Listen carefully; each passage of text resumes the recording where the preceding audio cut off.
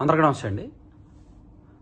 రాహుల్ గాంధీకి ఒక్కోసారి పొలిటికల్గా మెచ్యూరిటీ వచ్చినట్టే ఉంటుంది.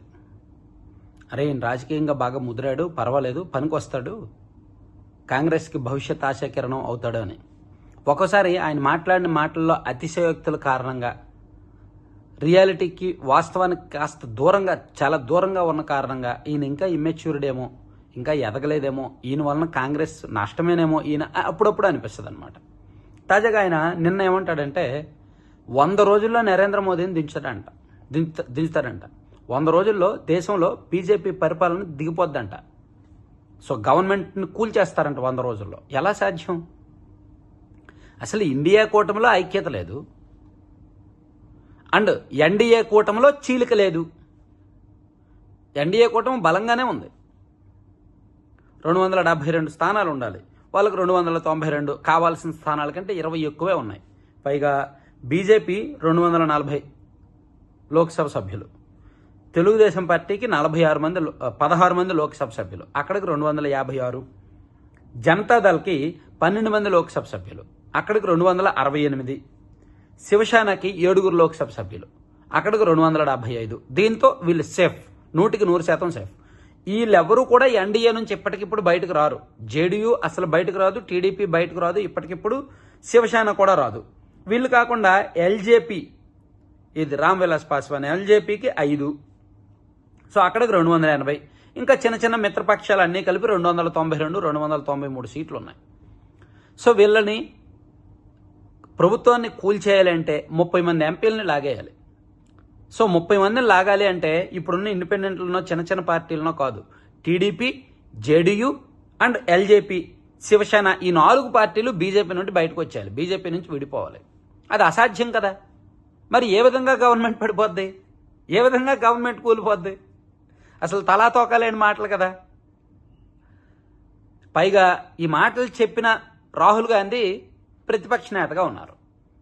ఆయన ఇండియా కూటమిలో కాంగ్రెస్ పార్టీ అతిపెద్ద పార్టీగా ఉంది. ఇండియా కూటమిలో కాంగ్రెస్ పార్టీ తర్వాత బలంగా ఉన్న పార్టీ సమాజ్వాదీ పార్టీ, ఆ తర్వాత బలంగా ఉన్న పార్టీ టీఎంసీ, ఆ తర్వాత బలంగా ఉన్న పార్టీ డిఎంకే, ఆ తర్వాత బలంగా ఉన్న పార్టీ ఆమ్ ఆద్మీ పార్టీ. ఇప్పుడు సమాజ్వాదీ పార్టీకి ఎంపీల సంఖ్య బాగానే ఉంది. ఆ తర్వాత స్థానంలో ఉన్న టీఎంసీకి 29 మంది లోక్సభ సభ్యులు ఉన్నారు. వారిలో ఎంతమంది టీఎంసీలో ఉంటారో, ఎంతమంది బీజేపీలో చేరుతారో తెలియదు. మినిమం ఒక 10 మంది అయినా వెళ్ళిపోవచ్చు ఒక 2-3 నెలల్లో. అలాగే డిఎంకే బీజేపీతో జట్టు కోసం, ఎన్డీఏలో చేరిక కోసం సంప్రదింపులు జరుగుతున్నాయి. ఎనీ టైం వాళ్ళు జంప్ అయిపోవచ్చు. ఎందుకంటే ఆల్రెడీ డిఎంకేకు కాంగ్రెస్ పార్టీ హ్యాండ్ ఇచ్చి టీవీకేతో చేతులు కలిపింది. కాబట్టి ఇప్పుడు డిఎంకే కాంగ్రెస్ పార్టీ మీద రగిలిపోతోంది, అవకాశం కోసం వెయిట్ చేస్తోంది. సో ఇప్పుడు డిఎంకేతో బీజేపీ పెద్దలు కూడా సంప్రదింపులు జరుపుతున్నారు. సో వాళ్ళని అవసరమైతే కేంద్ర మంత్రివర్గంలోకి తీసుకోవడానికి కూడా రెడీ అవుతున్నారు. సో ఈ నేపథ్యంలో ఒకవేళ డిఎంకే ఎన్డీఏలో చేరితే డిఎంకేకి లాభమే, ఎన్డీఏకి లాభమే.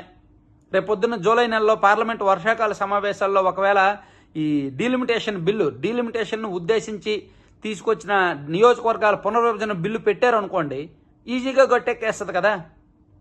సో బీజేపీ ఏమో ఎంపీల సంఖ్య పెంచుకోవాలని చూస్తోంది, అందులో కొంతవరకు సక్సెస్ అవుతోంది. ఈయనేమో ప్రభుత్వాన్ని కూల్చేస్తాం 100 రోజుల్లో అంటున్నాడు. సో ఇటువంటి మాటలే, మీరు ప్రభుత్వం వ్యతిరేకత మాట్లాడండి. నిత్యావసరాల ధరలు పెరుగుతున్నాయి, పెట్రోల్ ధరలు పెరుగుతున్నాయి, లేదా రూపాయి విలువ పడిపోతుంది, సో అది మాట్లాడండి. దానివల్ల ప్రజలు కనెక్ట్ అవ్వచ్చు. గవర్నమెంట్ని కూల్చేస్తాం, మోదీని దించేస్తాం, ఇవన్నీ కూడా పనికిమాలిన మాటలు.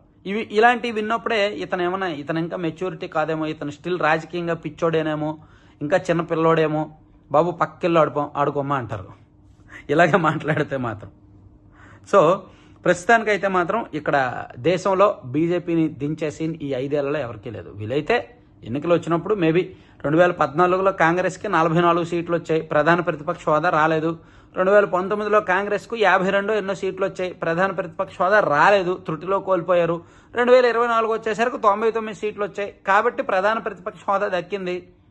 సో ఆ ప్రతిపక్ష హోదా 2 ఎన్నికల తర్వాత 3వ ఎన్నిక దక్కించుకున్న కాంగ్రెస్ వాళ్ళు నరేంద్ర మోదీ గారిని 2 సంవత్సరాల్లోనే దించేస్తాము, 2 సంవత్సరాలు అయింది ఇప్పుడు 3వసారి ప్రధానమంత్రి అయ్యి, 100 రోజుల్లో అతను దించేస్తామని చెప్తే కామెడీ కాదా? కామెడీగా అనిపించదా?